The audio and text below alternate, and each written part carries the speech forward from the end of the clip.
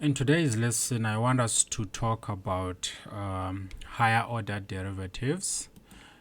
Just because we are saying higher order, it doesn't mean that we will be talking about difficult derivatives. It's just that we will be talking about the derivative of a derivative or a derivative of a derivative of a derivative. That's the meaning of a higher order. It's not that they are difficult. And then, of course, we'll talk about these higher order derivatives, specifically what is the meaning behind, and then secondly, what is the notation, so that you don't end up confusing the notation in between. And then also, after talking about the notation and interpreting these derivatives, we'll look at maybe one or two of the application of higher order derivatives. We're not going to go into deep. We're just going to highlight that this is this and this is that and this is that. And then after we have talked about higher order derivatives, we will actually go back and talk about the second derivative and what is the meaning of the second derivative and how can it help you to analyze either a function or a graph. And then at a later stage, we will actually talk about the plotting of a derivative of a function. If let's say you are given a plot, and now either the examiner is asking you, can you actually plot the first derivative of this curve? Can you actually do that? And also, we're not gonna go too deep to it because of our syllabus. And then we're not going to talk more when it comes to the examples or where the application of derivatives, because the next lesson will be based on the application of derivatives and some examples, right? And then from there we will start, I think after the application of derivatives, that's when we will actually go to the L'Hopital's rule. Most cases you will find out that within this same syllabus, some lecturers decided to do L'Hopital's rules, others don't do it. I prefer that we do it. You might not see it, or someone might decide not to do it. It's not like it's not within the syllabus. It's just that others prefer not to do it, others prefer to do it. I prefer to do it because it is one of the method that makes limits easier. So we'll look at the L'Hopital's rule and we'll look at easy examples, and then medium to advanced examples using L'Hopital's rule. And we also look at the definition of the number e, but in terms of limits, and how did we actually came about and say the number e is equal to the limit as x approaches infinity of 1 plus 1 over x, all raised to having some x in the exponent there, something like that, but we'll deal with it at a later stage. For now, let's look at higher order derivatives and the interpretation of higher order derivatives. But before we actually do the higher order derivatives, I want us to start with suppose with this easy thing here. Suppose y is equal to f of x is a differentiable. It is a differentiable function, right? Then whenever we are saying y prime, then I'm just gonna write here, then the first derivative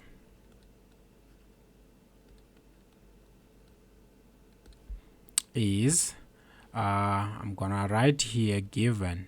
It is given by y prime, so we have y. So to say the first derivative, we just place 1 prime here. So this is actually going to be the first derivative, and we say that y prime is going to be f prime of x. This is actually the notation of the first derivative.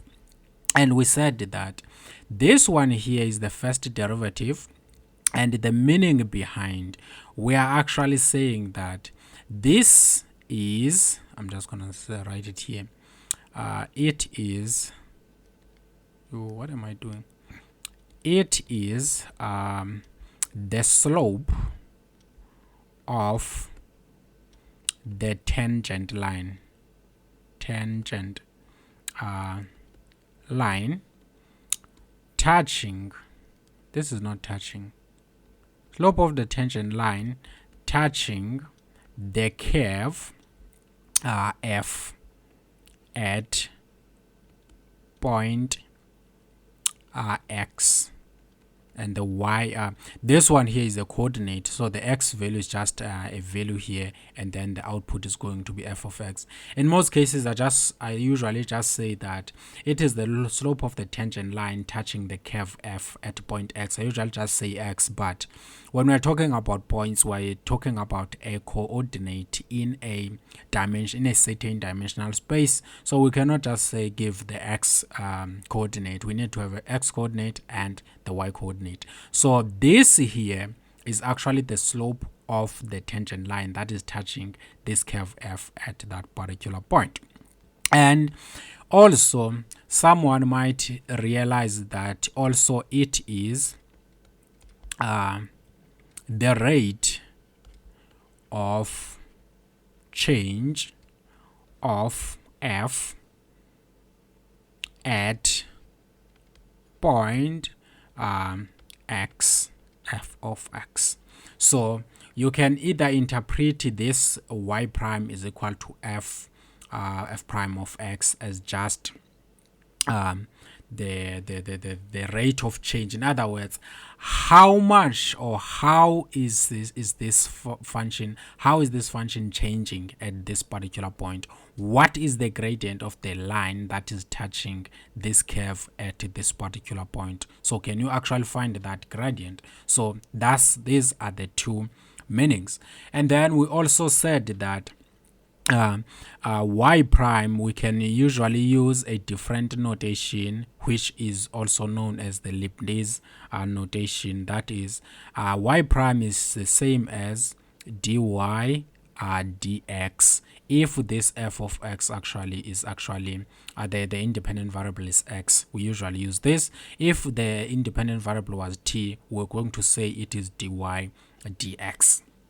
And then once we have talked about this, which is the slope, we started to talk about something that is much more interesting here, which is now the second derivative. Derivative. Of course, derivative is just something that comes from something else. For instance, if you are someone who likes oranges, you always want to eat oranges.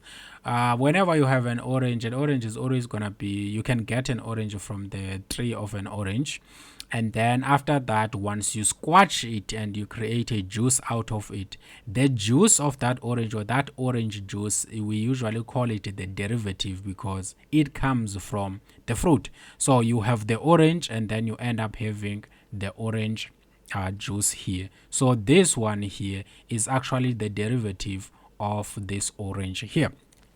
The same thing here, the second derivative is supposed to come from the first derivative. For instance, here we had an original function which was y is equal to f of x. So to get y prime is equal to f prime of x, we get it from this function. So this one is actually coming from that. So it is the first derivative of that.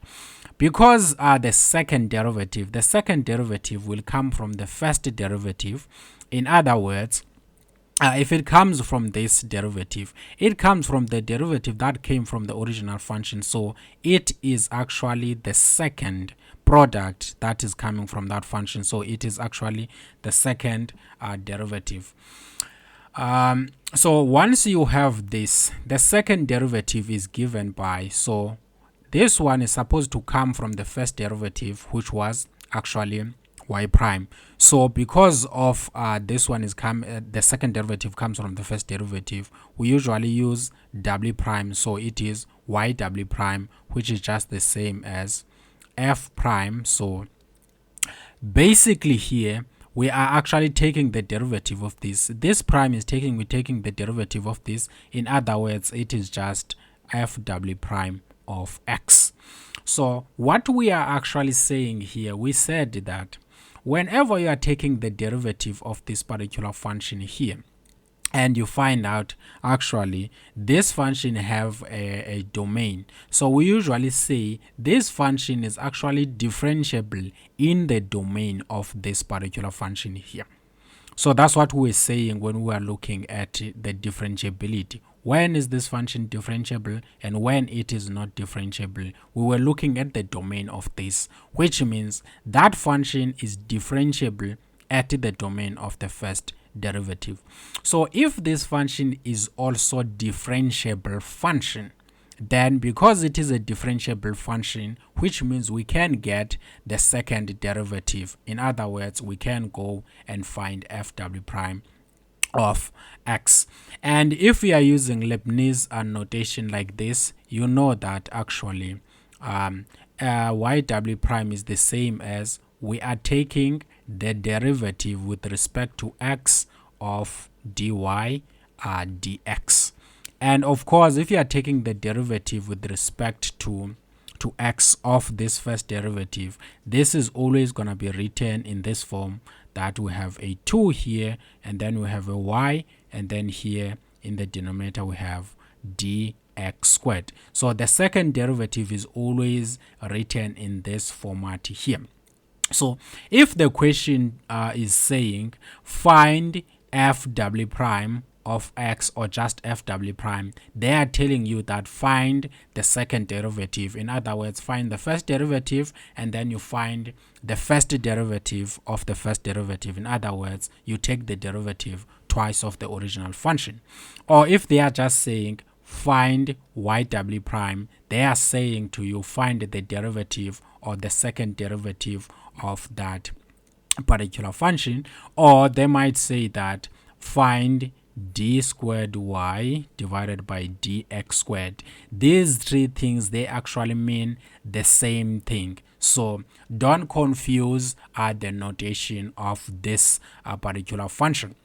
And of course, if you look into this, we can see that the second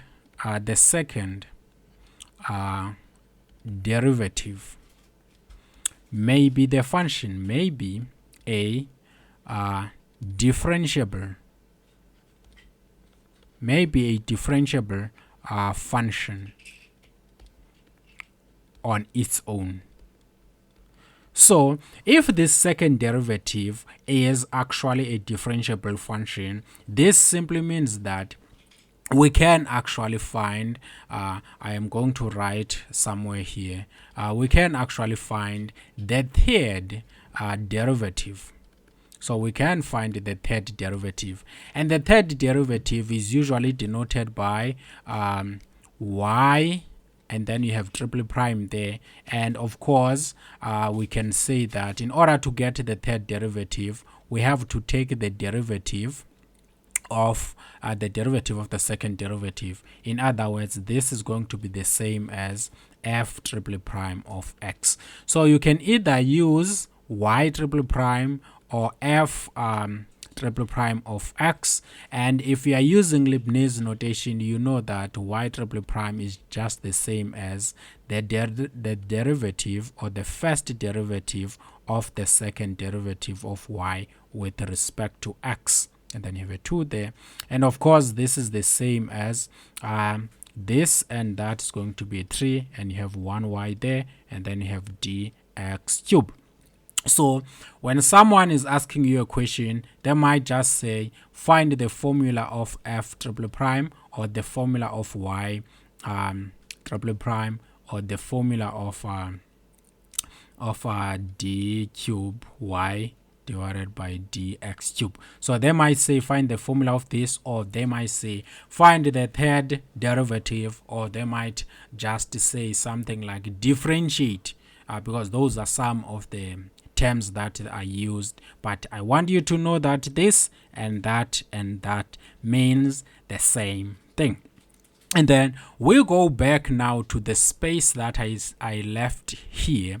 Why did I leave this particular space here? Is because I want us to actually realize that the second derivative, let me just write it there here, forgot it. The second derivative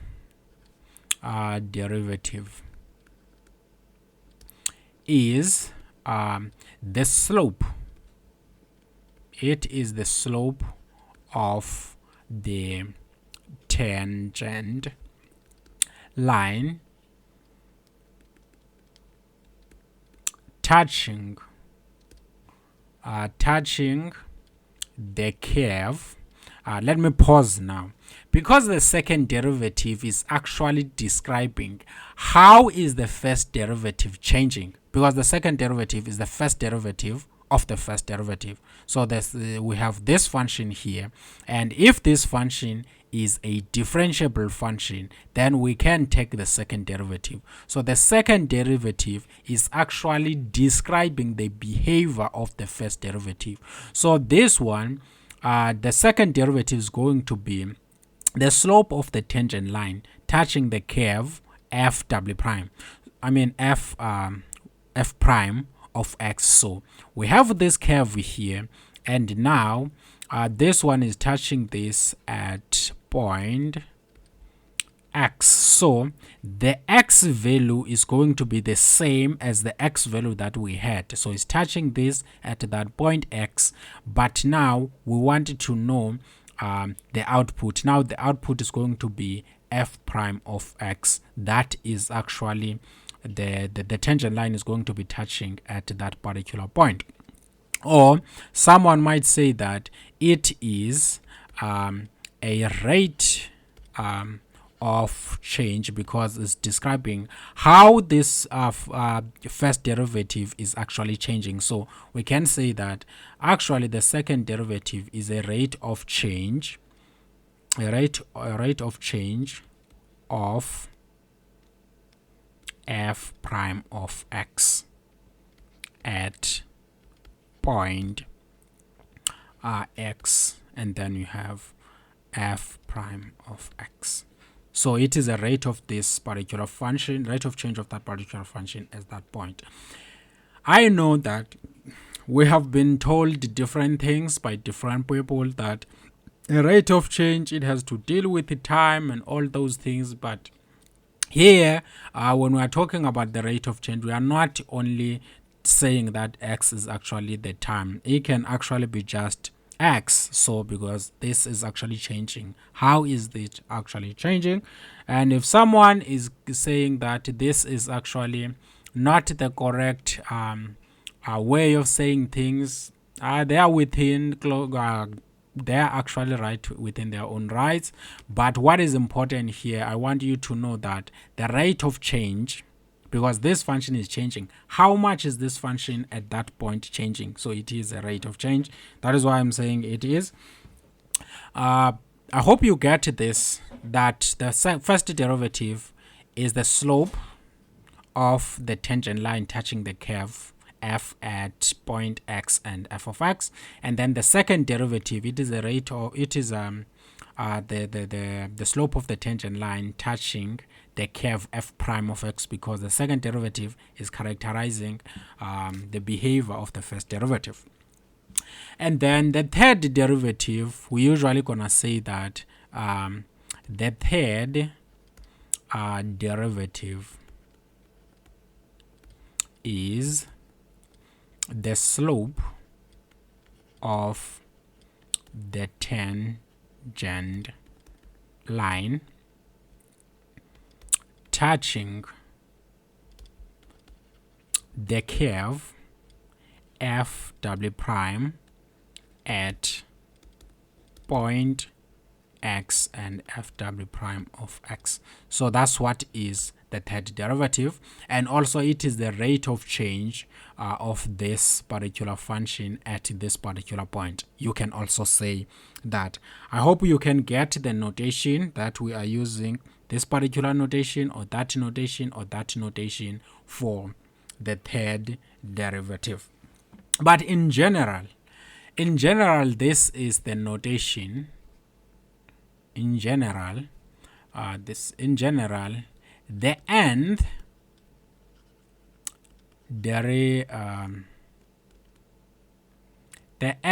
derivative is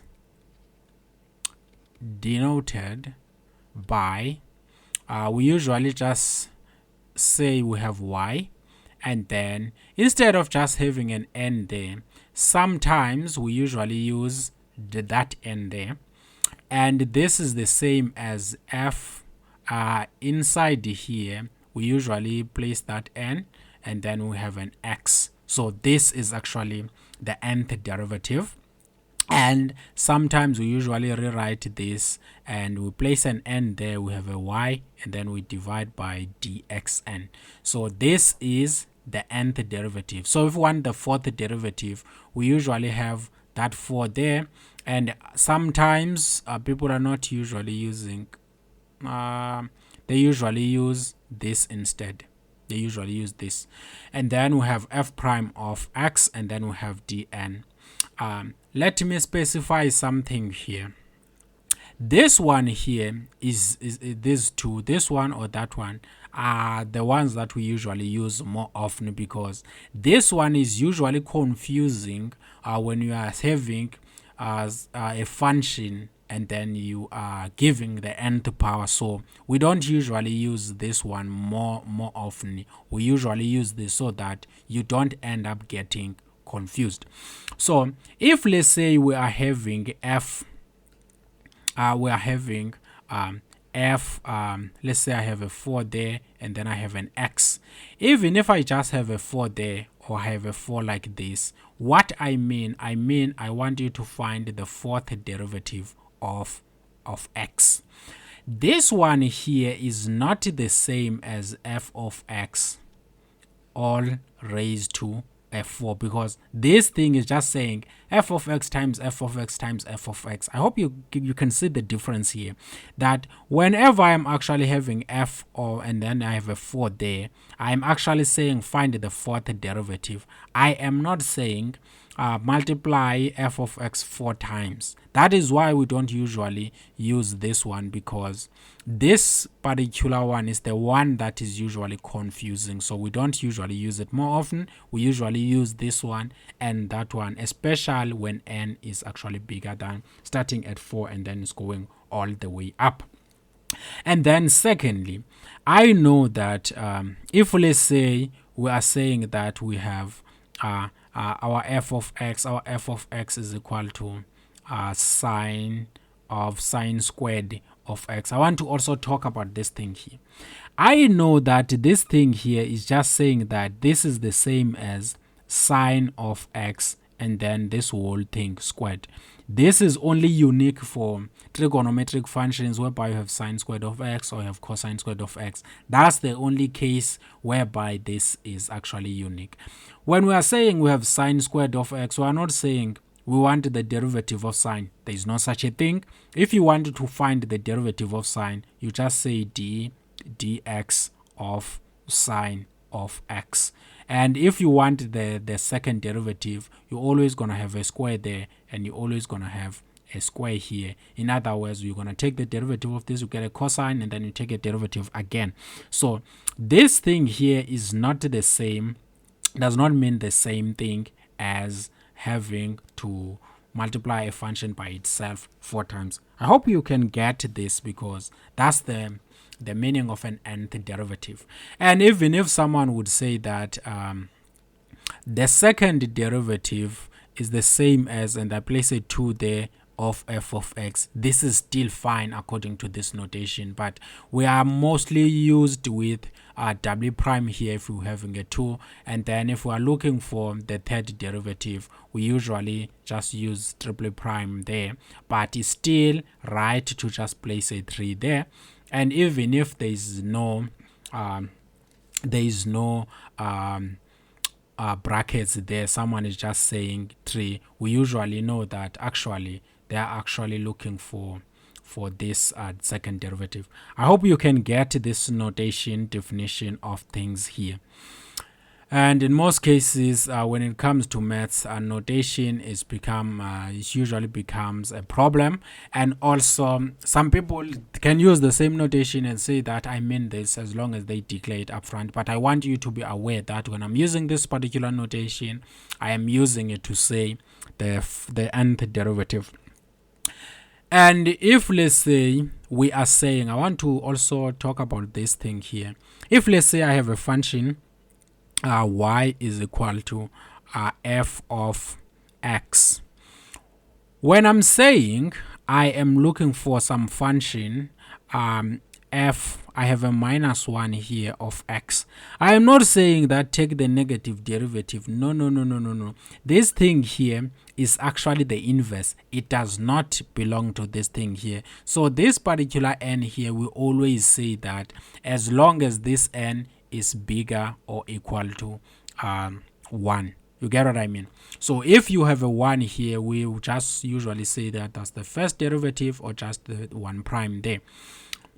And of course, this one is also not the same as f of x all raised to minus 1. This means the inverse. In other words, we are saying that to get this, interchange x and y and then solve for y and make it the subject of the formula. So try and make sure that you don't confuse this notation, because nth derivative is usually represented by this.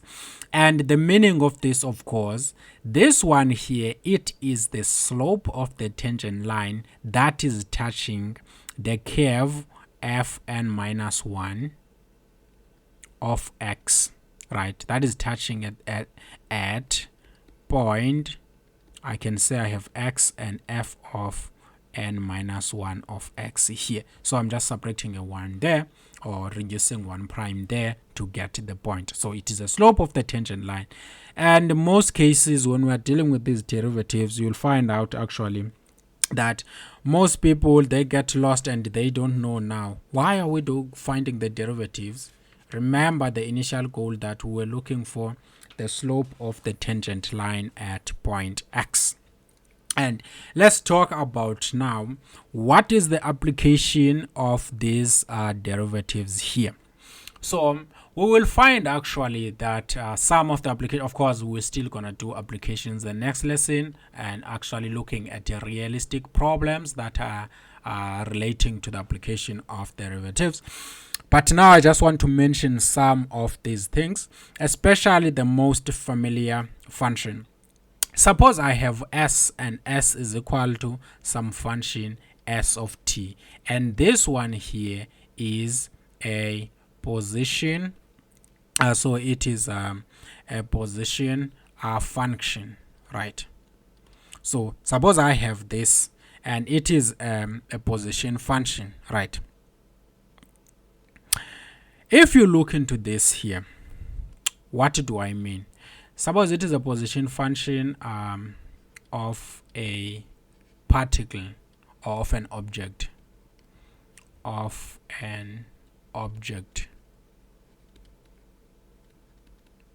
moving in. So we have a project that we can say that it is moving in a straight line. Okay, I'm just trying to make an example here because it might end up being not moving in a straight line, but we are trying to track its position in a certain space. It can be a 3-dimensional space, it can be a 2-dimensional space. But for now, so that you can understand that, I have maybe a car here, and this car, my car should need to be a little bit beautiful.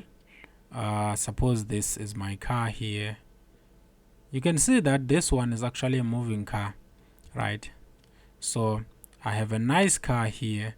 Yeah, this is a beautiful car, and this car of mine is actually moving in a particular direction here. And then we have a nice driver sitting inside. This is actually the door. It's not that bad. And then this is the window, and we have a nice driver driving this car here. We have a number plate here, and then of course this car is moving nicely. We have another wheel that side, and we have another wheel there. It's a nice car. It's a moving car. And then this particular car maybe is moving this direction, or is taking maybe a reverse. We don't know what the direction of this. It can be moving this side or that side. And this one here is tracking the position. How long has this car moved from the initial position. So this is actually the position, maybe in meters or in centimeters. Now, if let's say I wanted to actually find the velocity of this car, right? The velocity of this car, which is actually the speed. So the velocity is actually the speed of this car, and also is going to tell us which side is it going. Is it going this side or is it going that side? So when you are declaring that moving this side is the positive and moving that side is moving in the negative direction, so the velocity will either be negative, just to say that the speed of this is this, but we are moving in this particular direction. So that's what is the velocity. And the speed is just how fast the car is moving. We don't care the direction, how fast is it moving, but the velocity is going to tell you the direction. So to find the velocity of this particular car, all you need to do, you need to find the first derivative of the position function, which is just going to be s prime of t. So this one here, we usually call it the velocity. So velocity have both speed and the direction, but the speed is just the magnitude, it doesn't have the direction. And then this one is the velocity. So this one is just it is equal to the first derivative of the position position time function. The reason I'm saying time is because most of the time when you're tracking this, we usually, this one is the time, so it is a position time function to say that the independent variable is time, so we're using this. And then the second derivative, we usually say that the second derivative is going to be the acceleration. So the second derivative is called acceleration, and is denoted by a of t, which is the same as the first derivative of the velocity time function, and this one here is the first derivative, so it's going to be the second derivative of the position time function. So that's how you end up describing the second derivative and the first derivative of the position time function. So this one is acceleration. And also another thing that we need to notice here is that because this one is actually changing at that single point, so it is an instantaneous velocity. So we can just say the velocity is an instantaneous rate of change of the position function here. So just we can also say that this one here is the instantaneous rate of change of the position time function. So that's also another way to say this. And the acceleration here is an instantaneous rate of change of the velocity time function. So that's what this is. So that is the second derivative of the position function. The second derivative of position time function here is called the acceleration. And then this acceleration is describing how is this car changing, how is the speed of the, how is the velocity of this car changing. That's what this acceleration is actually saying. Is it speeding up? Is it speeding down? That's what this thing is actually saying. And then the last one, which is the third derivative. The third derivative of position time function is called the jack. So we usually call it the jack. In other words, j of t is just the first derivative of the acceleration, and it is actually the second derivative of the velocity time function, and it is actually the third derivative of the position time function. So this one here is actually describing how is the acceleration changing. Is it actually change? Is it getting positive? Is it getting negative? Is it not that much changing? It's just going to describe the change in this here. So now let us take some examples, one or two, and see how we can find the first derivative and second derivative and so forth. So this is going to be our example here. So suppose that this is going to be A. I'm just going to take two examples here. If, for now I'm just going to do this.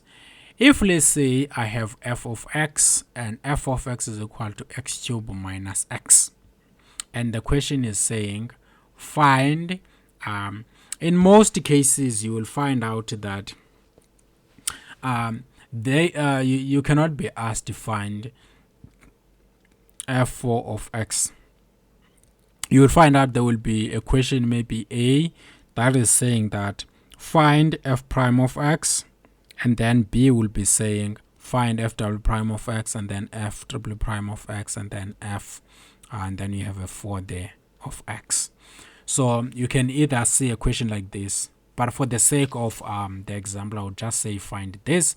And in order to find this, first of all, you need to find f prime of x, and f prime of x is the derivative of that with respect to x of x cubed minus x. And you know the derivative of a difference. You take the derivative of this, the derivative of that, and then you subtract.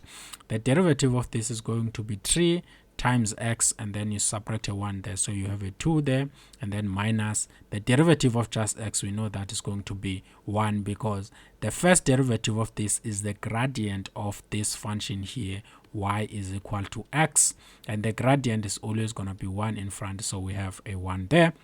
And then you'll find the second derivative, which is the derivative with respect to x of the first derivative, which was 3x squared minus 1. So this is going to be the derivative of the difference. You know that you take the derivative of that and the derivative of that, and then you actually subtract them, or you find the difference. So the derivative of this, we're still gonna have a 3, and then you bring the 2 down, and then you multiply by x, and then you subtract a 1, and then you're left with a 1. The derivative of a constant, you know that is always gonna be 0, so it's insignificant. And you know that 2 times 3 is going to be 6x, and then that's it. And then when you're looking now for the third derivative of x, the third derivative is actually the first derivative of the second derivative. So want the derivative of 6x, which is just a 6. And then when you're looking for the fourth derivative of x, you know that I want the first derivative with respect to x of the third derivative, which is just 6. And the derivative of a constant, we know that this function is not changing, so its gradient is always going to be a 0. And of course, you cannot find the fourth derivative of x without finding the third derivative. And you cannot find the third derivative without finding the second derivative. And you cannot find the second derivative without finding the first. So you first find the first, second, and then you go all the way. And then let's take number B. We have our f of x and our f of x. Let's say now our f of x is just nice as x squared, and then plus cosine of x. And the question is just saying find f, and then we're gonna have a 4 there of x. Find this, or find the formula of that. If you want to find the fourth derivative, first you need to find the first derivative, and the first derivative of course is going to be ddx of, because the independent variable is x, so we're using an x. If the independent variable was t, we're going to use a t here, because if we're using an x and you have a t here, and t is not in terms of x, this will be a constant and the derivative is going to be 0.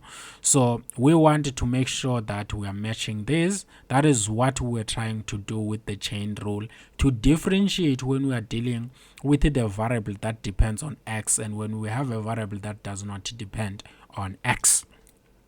Now the derivative is going to be the derivative of x squared plus cosine of x. Of course, we have the sum of two functions. When you have the sum of two functions, we just want the derivative of the first, the derivative of the second, and then we sum them up. And of course, if we proceed here, what is the derivative of x squared is going to be our 2x. You bring the 2 down and then you subtract a 1 there. And then here we have a plus, and then what is the derivative of cosine of x? We did a derivative of actually trigonometric function that the derivative of sine is cos, but the derivative of cosine of x is going to be a minus sine of x. I hope you still remember what we're actually doing when we're finding this derivative. And of course we have a plus minus, so it's going to be a minus. We always take this sign here because this one and that one here, or this one times that one, is going to be a negative, of course. So you end up having 2x minus sine of x. And of course now if let's say you are looking for the second derivative of x, the second derivative is going to be the first derivative of the first derivative, which is 2x minus sine of x, and we have a difference of two functions here. So to find the derivative, we take the derivative of the first, the derivative of the second, and then we find the difference. The derivative of the first, we know that is going to be a 2, because the gradient of the function y is equal to 2x is just going to be this constant. Or you can have this 2, pull the 2 out, multiply with it, and then we're gonna end up with a 2, of course. And then when you're subtracting a 1 there, we will end up as 0. X to the power 0 is just a 1. So we have this here. And then after that, we end up taking the derivative of sine of x. We still have a minus here. What is the derivative of sine of x? The derivative of sine of x is just cosine of x. So this is just 2 minus cosine of x. Now we look for the third derivative of x. Of course, if we want the third derivative of x, this is just going to be, we're going to end up taking the first derivative with respect to x of the second derivative, which is 2 minus cosine of x. And if you look carefully into this, the derivative of a constant is always going to be 0, and the derivative of cosine of x, we know that the derivative of cosine of x is always going to be minus sine of x, and minus times minus is going to be a positive, so this is just sine of x. And now if you are looking for the fourth derivative with respect to x, who is supposed to be the first derivative with respect to x of the third derivative, with his sine of x, and of course this is just going to be cosine of x. I hope you understood this and you actually got an understanding of how to find the derivatives. And I'm just gonna leave you with an exercise here. Just try and see what you're actually getting, play around and see if you can actually get this. So the question is saying this: if f of x is equal to, I am going to give you a natural log or a ln of, I'm just gonna give you a cot of x inside, right? My question is saying this: find f, and then I'm gonna place a 4 here of x, put some little brackets here, find this. If this, find this one here. That's actually your homework to test how much you know. Yeah, this is your homework. You can see how easy these things are. And then of course I am going to go and talk about another thing now that is much more important, to make sure that at least you learn something that is much more important today. There are a few things that are left now that I want us to look at. So this one here, I'm gonna call it the interpretation. The interpretation of the function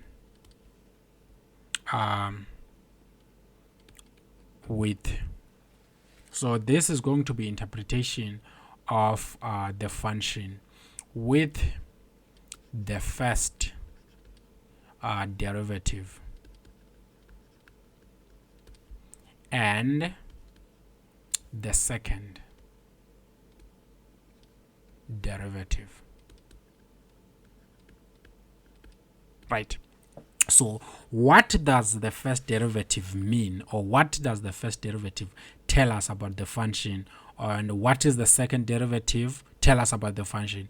We know that the first derivative is giving us the slope of the tangent line touching the curve, or it is the rate of change of that function at that particular point. And then what does this one here, the second derivative, mean? So the first thing that I want us to talk about here, let me use the green here. I want us to talk about is this: if we know that the first derivative of x is bigger than 0, right? What does this mean? Suppose that we know that this is happening on a given interval. If this happens, then the function f is increasing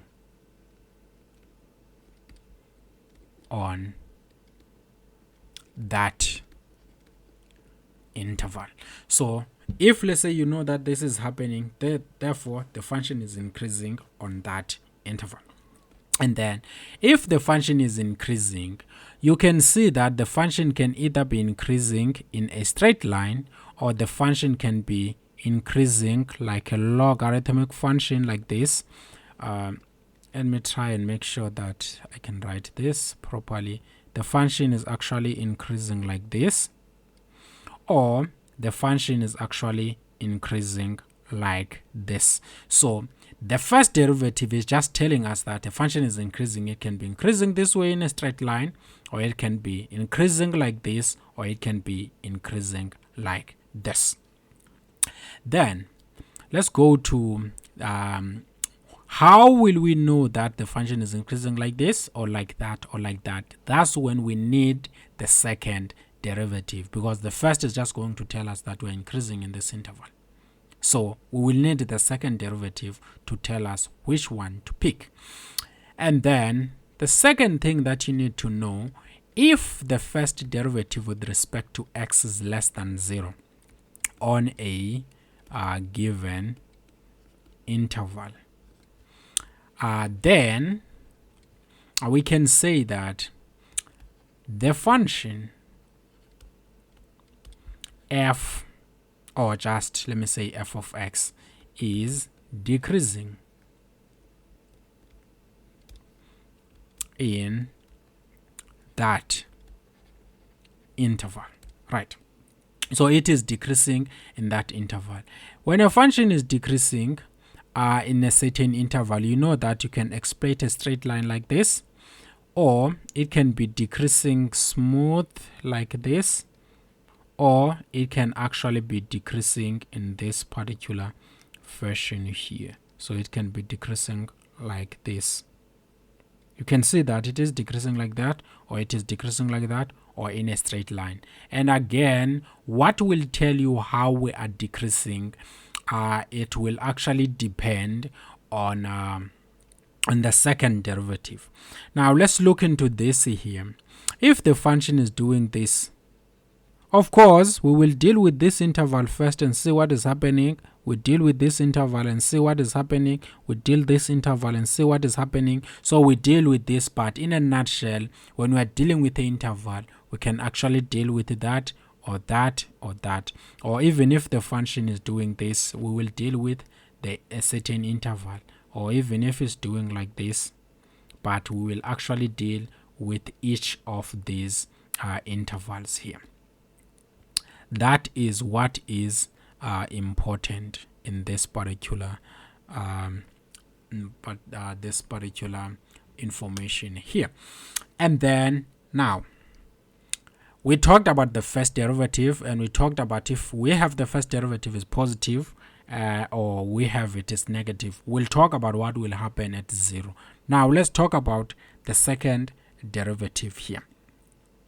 The second derivative here is saying something that is actually very much intriguing here. Is saying if the second derivative with respect to x is bigger than 0 on a given interval,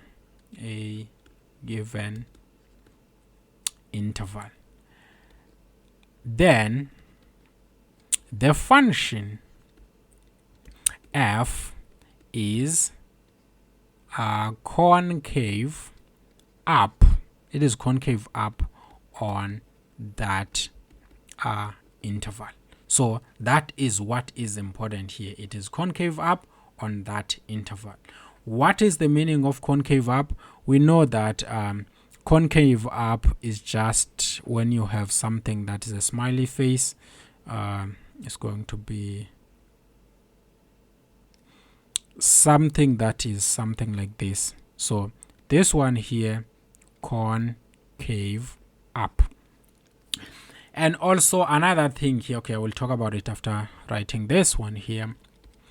If the second derivative with respect to x is less than 0 on a given interval,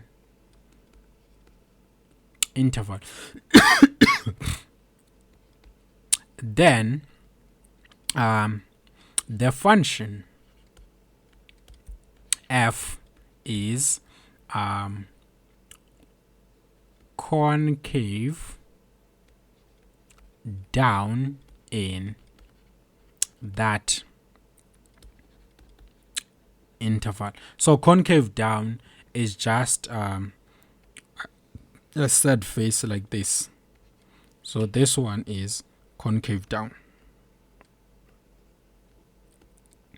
Now, what is important here is that even if, let's say, we know that at this particular, let me cut this thing here.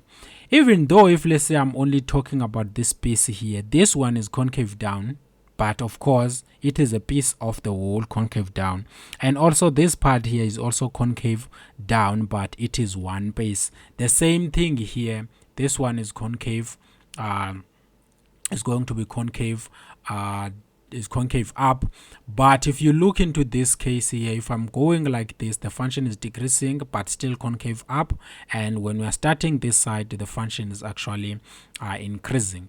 What is the meaning of this whole thing? This thing is actually telling us something here, that if you know that, okay, I have my first derivative, so this one here is saying that if, let's say, my function was going like this, and you can see that if I were to place a tangent line here, the tangent line is going to be having some gradient here or some slope, and the slope is going to be so steep.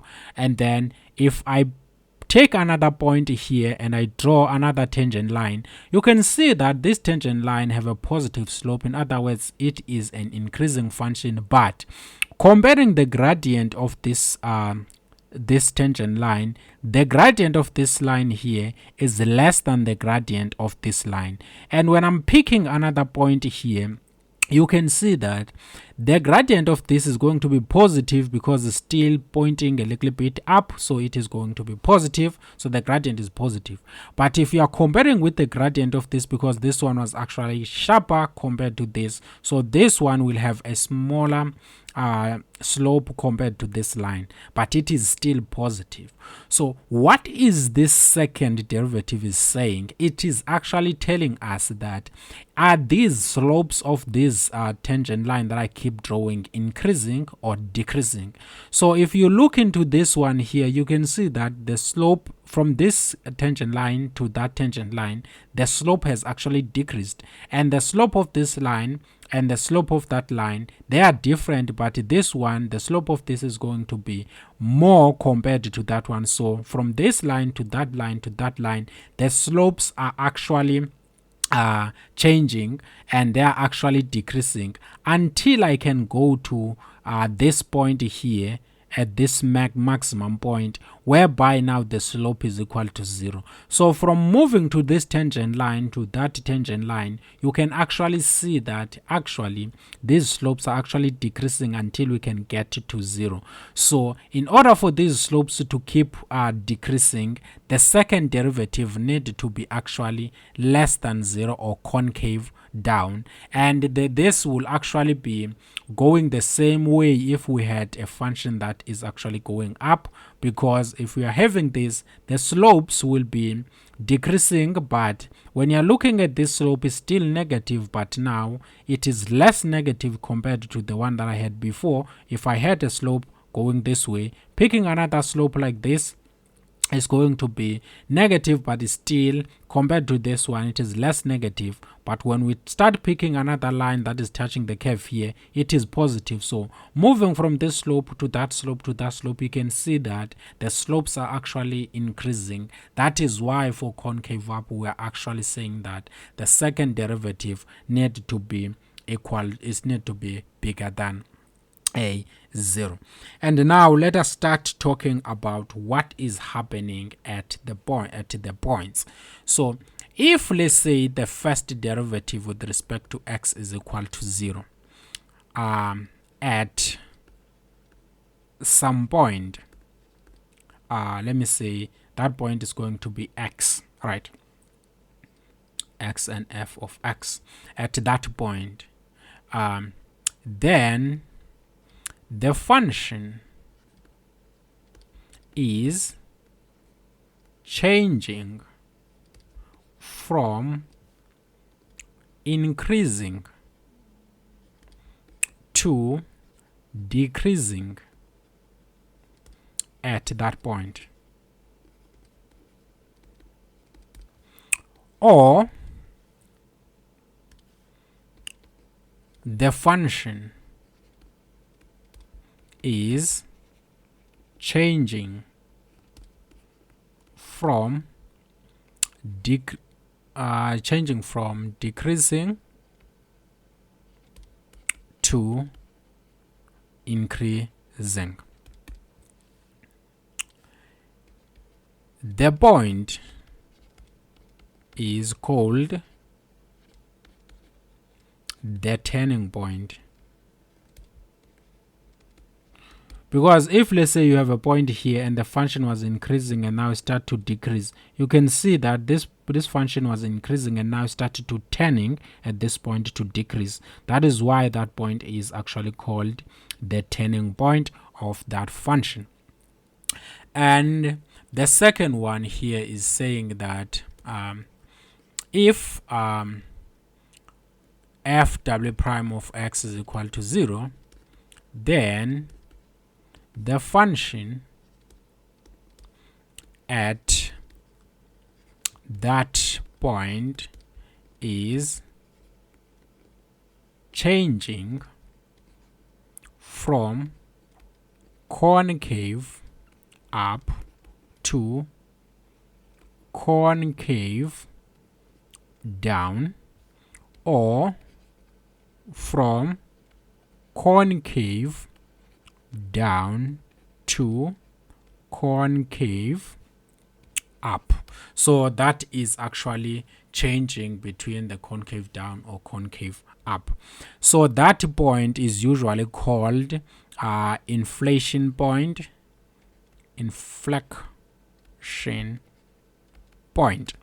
Others they call it inflection point.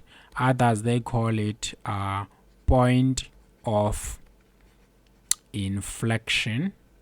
Others are just calling it it's either point of inflection, or others they just say it is a flex, or someone might just say it's just inflection. It depends. Inflection, they just say it, this point is just inflection. So what is important here is this inflection point or point of inflection, or these two are not usually used, but I don't want, if let's say I am not setting the paper, someone else is setting the paper, they end up saying find the flex of this, or the flex point, or just inflection, and you say no, this thing I don't know it. They're actually talking about the inflection point, the point where the second derivative is equal to 0. Now, if someone is saying to you, find the turning point of a function, all you need to do, find the first derivative. If you are looking for the turning point, find the first derivative and then set it equal to 0. And then after that, you get the x value, and then you plug it in the original function, you get the output. And then if someone is saying that find the point of inflection of a function, you find the first derivative, then find the second derivative, set the second derivative equal to 0, and then once you set it equal to 0, you solve for x. Once you get the x values, you take those x values, you plug it in the original function, you get the outputs. So you will end up getting the x value and the y value if you are doing that. Let me repeat it again. When it comes to actually finding the turning point, all you need to do, find the x value, plug it in the original function, and then you get the output. And then after that, you would be able to do that. Let me do this. For instance, suppose I have my f of x. My f of x is equal to ax squared plus bx plus some c, and I wanted the turning point of this function. The question is saying find the turning point. So if you want to find the turning point of this, the first thing you need to do, you need to find the first derivative. And the first derivative of this, you're always going to pull out, okay, dx of ax squared plus bx plus some c. And of course, the derivative of this, I'm going to pull out the constant and then bring the 2 down. So it's going to multiply with that. So we'll end up having 2ax, and then I subtract a 1. So it's going to be just a 1, or just x, plus the derivative of this here, you know that is just going to be b, and the derivative of the constant is going to be a 0. So we will end up having f prime of x. So that's how you find the first derivative. Now you set this equal to 0. So the first derivative, you set it equal to 0, and then you're going to have 2a and then plus b, and then you take this b to the other side. It was positive, so it's going to be negative, and this side you'll end up having 2ax. And then to solve for x, you divide by 2a on both sides. So x is going to be minus b divided by 2a. So the x coordinate is going to be found using this equation if you are having a quadratic equation. And also at the same time, to get the y value, you're going to take this x value here, and then you plug it here. And then once you plug it here, you will get the y value, and then you will end up having your x and y as the turning point. Of course, if you make a mistake, you take this and then you plug it here, you will end up getting a 0. That is why you have to end up plugging it there, so that you don't end up making that particular mistake. So we have talked about those two things, and now, because the end goal here, we wanted to characterize a function and say that once you give me this function, I know how to plot it, because I know where is it increasing, I know where it is decreasing, I know where it is concave up, and I know where it is actually concave down. So you can use those that knowledge, and also the knowledge of intercepts, to plot any function that is given to you. But before we do that, I want us to talk about different types of increase or decrease of a function. right? So I'm just gonna try and summarize this up, because I mean the time is already the time is already up, but I want to complete this whole thing so that at least you can have a little bit analysis of a function, even though it's not that much deep, but at least you get some analysis. So if, let's say here, use a blue now, if let's say you have f prime of x, it is bigger than 0, and you have f w prime of x, and this one is bigger than a0, you know that the function for it to be for an increase, a function can either increase like this, so this is going to be the increase, or the function can actually increase like a straight line, or the function can actually increase like this. So this one here is saying that the function is supposed to be concave up, which means that concave up is supposed to be like this. So if I am looking to this straight line here, it has nothing to do with any piece of this, because this one is a smooth curve, this one is a straight line. So here we cannot say that having these two happening, this is going to be the case, so it cannot happen. So this one is not part of this. So this can either be this or that. But if you look into this piece here, I want to draw it nicely. Even if, let's say, I'm trying to draw it like this, I'm drawing like this. This piece here is for a concave down like this. So it is a concave down, but it is one piece here. So this one, we cannot say it is part of this, because this one is saying concave up. So we can either have this piece here, or we can have a piece of that. So that is why for this we are having that there. So just keep in mind that once you are actually having these are both bigger than 0, you have that. And if, let's say, you have now no, I want to use this one. If you have f prime of x and f prime is greater than 0, and f w prime of x is actually less than 0, you know that for this to increase, we can either increase like this, or increase like we can increase like this, right? Or you can increase like that. But this one is saying concave down, so this is not part of this, and concave down is something like this. So this one here is this piece here. So we can say that this is actually what we are actually having here. And then if, let's say, now we have f prime of x, and f prime of x is less than 0, and f w prime of x is actually greater than 0, what are we actually having here? You can see that this one is saying decrease, but this one is saying concave up. So we are having, our function is actually going nice like this. That's what is important about this. Of course, you can analyze it like as you, for this one is saying if bigger than 0, we have bigger than 0, which means it is concave up. So we have something like this. Hope you can get this for concave up. But this part here is saying that the function is decreasing. So if you are looking into this portion here, you can see that the function here is not decreasing, it's increasing. So starting at this point, the function is actually increasing. So we don't want an increase, we want a decrease. So what we're actually having here, we're having a portion of this kind here, right? So we have something of this type. Of course, here you have something like that, you have something like that. And then another one is saying if you have f prime of x, and f prime of x is less than 0, and you have f w prime of x is less than 0, they are both less than 0. Having less than 0 is saying that the function is concave down. So we have a function like this.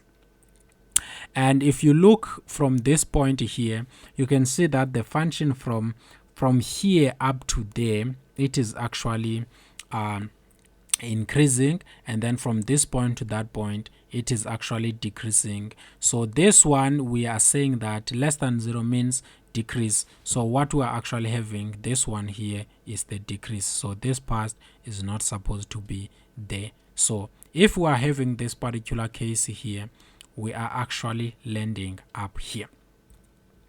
Now, if let's say you are having f prime of x, and f prime of x is greater than 0, which means the function is increasing, but fw prime of x is actually equal to 0, which means this one here is increasing but is not changing, so it is constant. So what you are actually having, this is not concave down or up, so we are actually dealing with a straight line. So this is saying the straight line. So a straight line can either be like this, or can either be like that, can either be like that, or can either be like that. So if that is actually the case, we look into this one here, which is saying that we are increasing. So this is actually the increase. So the function is actually increasing as you're going that particular direction. So it's increasing. This one is not part of that.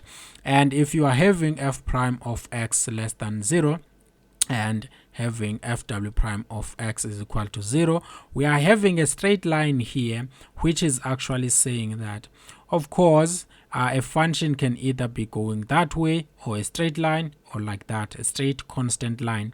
But this one is saying is decreasing, so it decreases always going like that. So this is a nice analysis of this function using the first derivative and the second derivative. You just need to know these things here. The last thing that I want us to do, of course, also we're not gonna go too deep to it. I just want you to be able to draw a function. So first I'm just gonna draw the function that I want us to draw its first derivative, so that you can see. We're just gonna analyze a little bit, and then after that you will be able to even actually plot the reverse of that particular function. Suppose the question here is saying that, I just want to write this. The question is saying the graph of a function. Graph of a function f is given. Graph of a function is given in the figure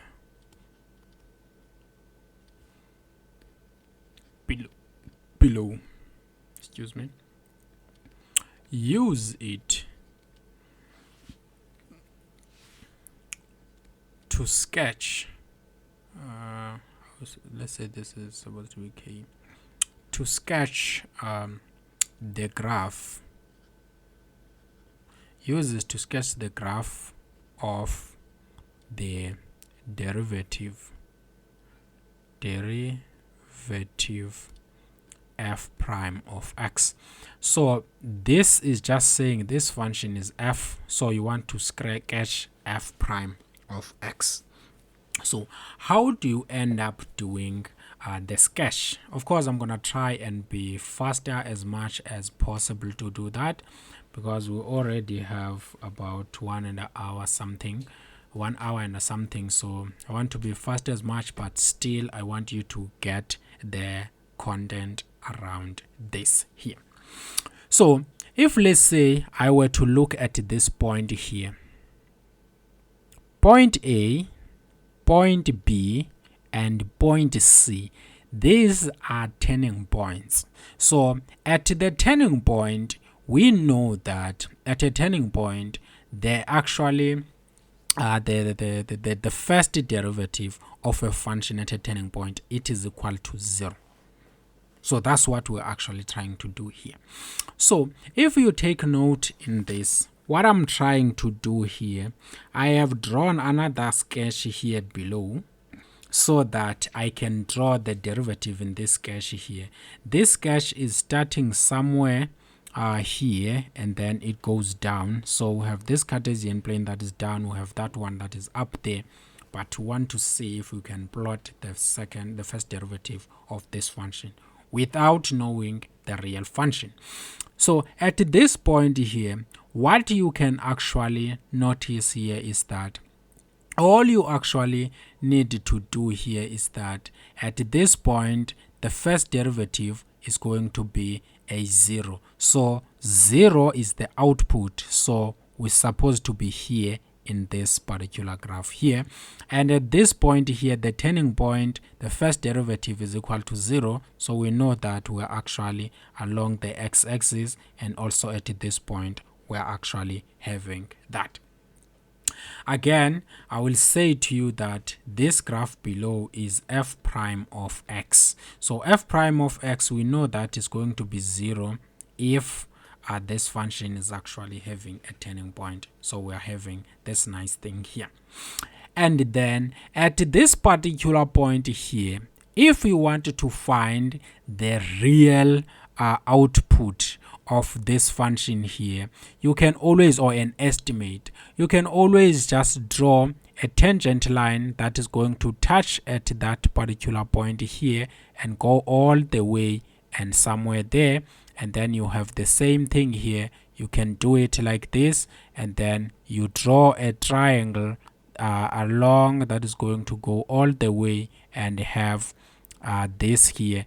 Then you can measure this length and measure that length, and you know that the first derivative, or the first derivative is just the slope of this tangent line, or it is the rise over run. In other words, you're just gonna measure the length of this and say it is your change in y, and divide by the length of that and say it is actually going to be the change along the x-axis.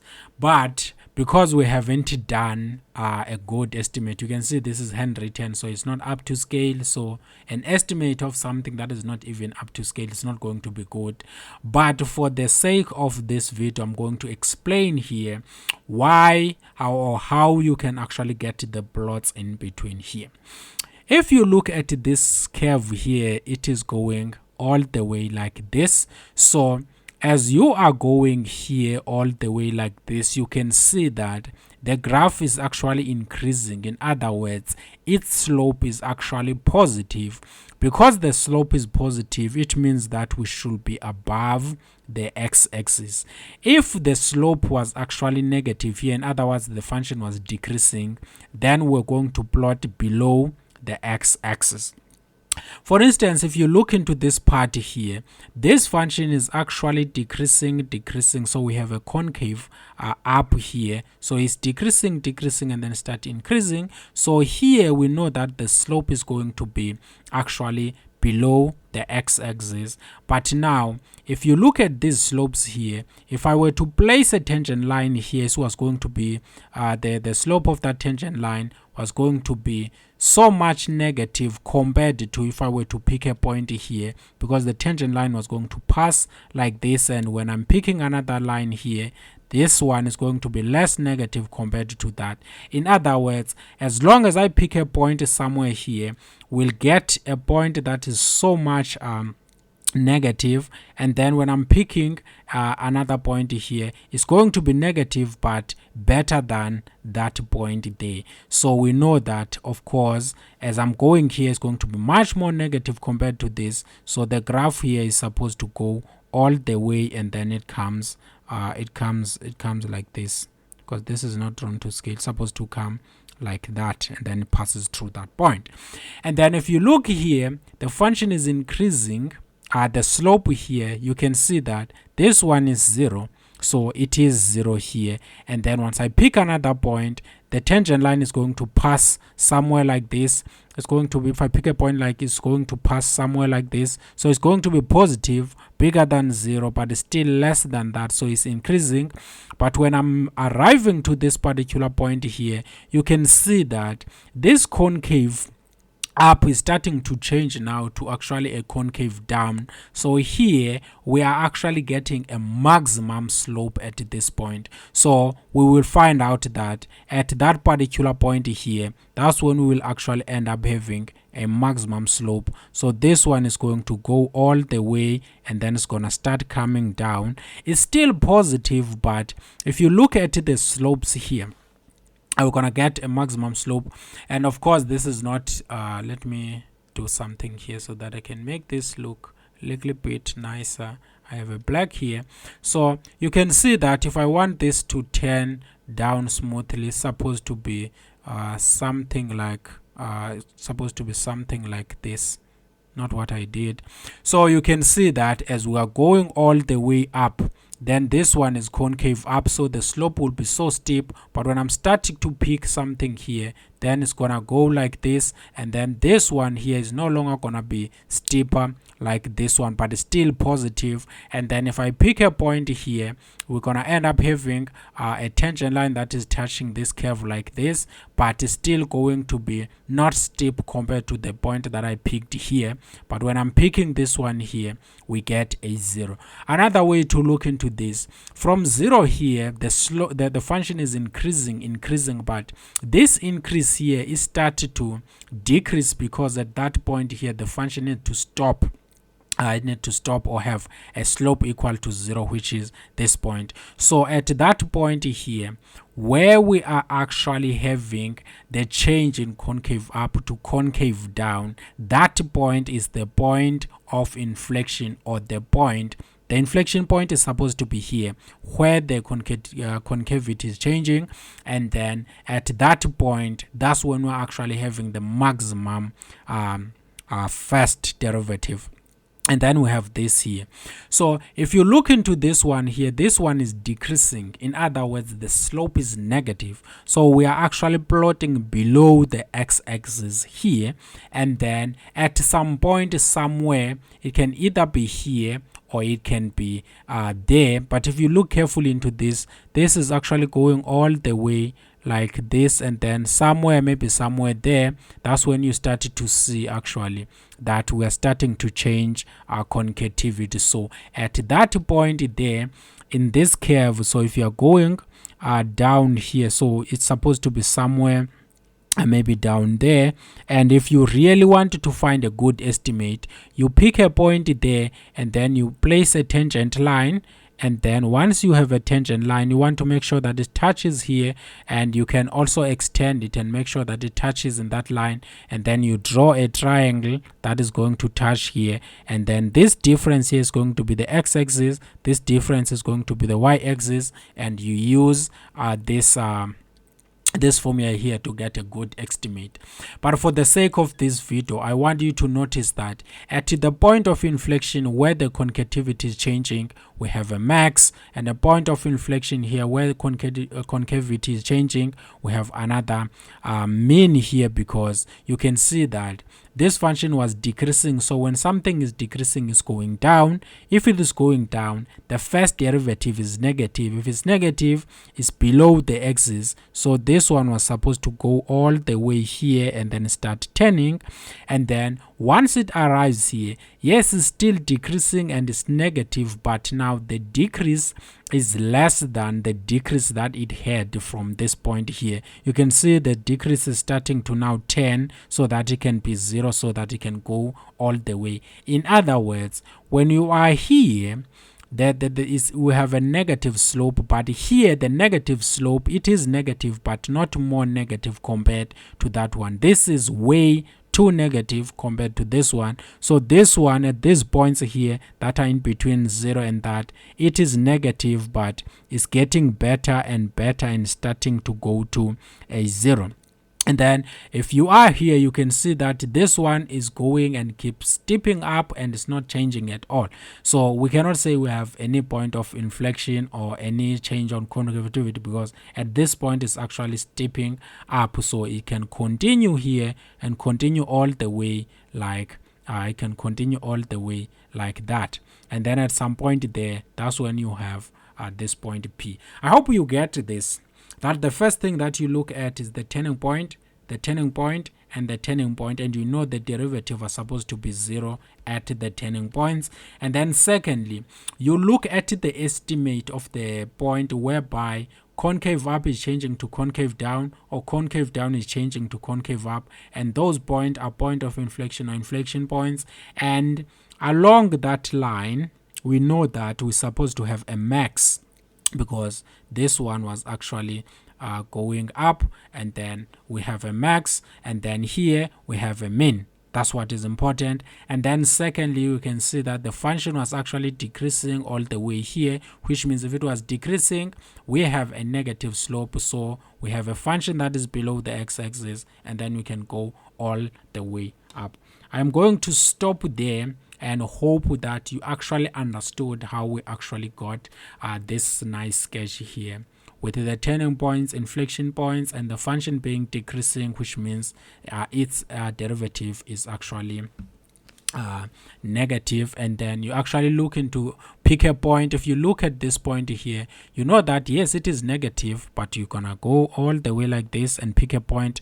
Let's say the point is there, and then after that, when you're picking a point somewhere here, you can see that when you're drawing a line, it's not gonna be steeper like that one, which means its slope is still negative but less negative compared to that. So the point is supposed to be a little bit above. Once you have this point, you can join this point up to that point, and then once you are here, you know that because we're increasing, we're supposed to have a max, so we have a max there, so we're going up. If you really wanted to find that, you can use this, but now for the sake of drawing, I want you to actually get an estimate and actually see how to draw the first derivative from the plot of the original function. Of course, this estimate will be good if you have a real function that is drawn with a computer or something, but because this one is drawn by hand, so I cannot say that this will be a good estimate. I will stop there. Hopefully you understood this little theory of this first derivative and how to apply them.